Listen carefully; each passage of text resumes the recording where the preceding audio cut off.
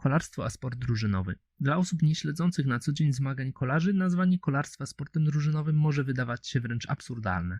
I po części słusznie, bo przecież wyścig zawsze wygrywa jeden kolarz i to jego nazwisko widnieje na czele listy wyników.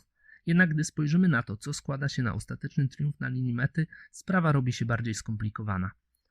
Aby wytłumaczyć, jak to w rzeczywistości wygląda, najlepiej zacząć od podstaw.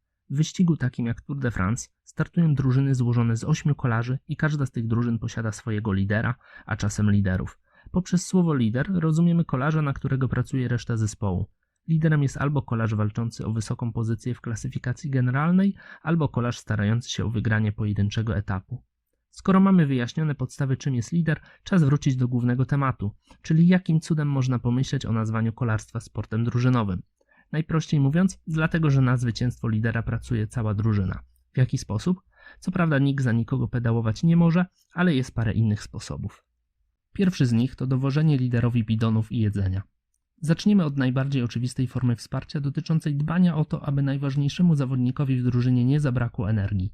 Podczas długich i upalnych etapów konieczne jest wiele kursów z bidonami od samochodu drużyny do peletonu, a zadaniem pomocników jest wykonywanie tego za lidera i oszczędzanie jego sił na najważniejsze momenty. Inną formą wsparcia jest pomoc przy usterkach mechanicznych. W razie jakiegokolwiek problemu z rowerem, posiadanie obok kolegi z zespołu daje możliwość szybkiej wymiany koła lub całego roweru.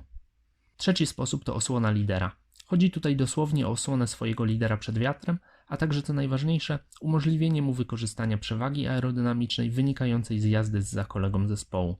Jadąc za kimś, lider zużywa zdecydowanie mniej energii i oszczędza siły.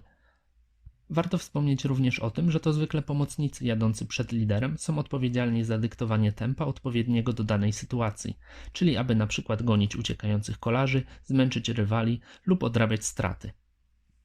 Innym istotnym zadaniem do wykonania przez pomocników jest pilnowanie, aby lider jechał bezpiecznie. W pewien sposób upraszczając, chodzi tutaj po prostu o jazdę przed nim i prowadzenie go w taki sposób, aby móc reagować na niebezpieczne sytuacje na trasie, takie jak na przykład pojawiające się wysepki drogowe, śliski fragment nawierzchni czy zwężenia drogi. Wszystko to ma na celu jak najbardziej ograniczać ryzyko udziału w kraksie. Kolejną formą jazdy drużynowej w kolarstwie jest wykorzystywanie sytuacji, która wytworzyła się podczas wyścigu na swoją korzyść. Przedstawiając to na prostym przykładzie. Jeśli czołowa grupa składa się z 3 kolarzy, w tym 2 z tej samej drużyny, nazwijmy ją drużyną numer 1, najlepszą taktyką jest atakowanie na zmianę przez kolarzy z drużyny numer 1, co powoduje, że trzeci kolarz z innej ekipy zawsze musi gonić. W tym czasie kolega kolarza, który ucieka, jedzie za kolarzem goniącym, korzystając z korzyści aerodynamicznej. Na początku może wydawać się to trochę skomplikowane, ale w rzeczywistości jest to taktyka, którą da się bardzo szybko rozpoznać, oglądając wyścig kolarski. Jest jeszcze jeden istotny przejaw sportu drużynowego w kolarstwie. Jest to drużynowa jazda na czas. W ostatnich latach rzadziej obecna podczas wielkich turów, jednak zaliczająca swój powrót w trakcie tegorocznej Vuelty. Podczas takiego etapu cała drużyna startuje razem i jadąc wspólnie stara się o uzyskanie jak najlepszego czasu.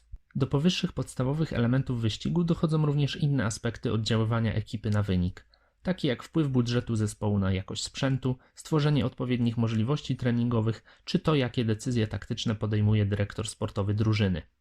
Należy także pamiętać, że indywidualne wyniki kolarzy przekładają się na sezonowe rankingi drużyn UCI, od których zależy, na jakim poziomie znajduje się zespół. Krótko podsumowując, mimo że wyścig wygrywa jeden kolarz, to nie byłoby to możliwe bez pomocy całej drużyny.